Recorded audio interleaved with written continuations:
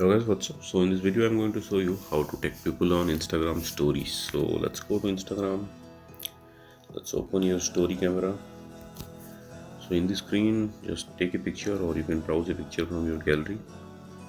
Let's take a picture. Once you take a picture, on the top you can see these buttons.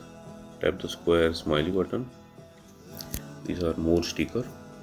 So here on the top row you can see mention. Tap there. Now mention the person you want to tag.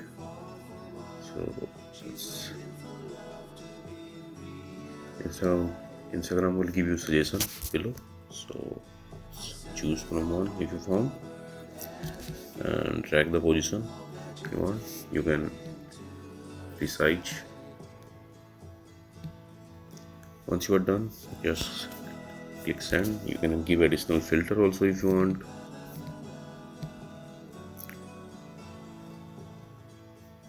Once you are done, click done on the top.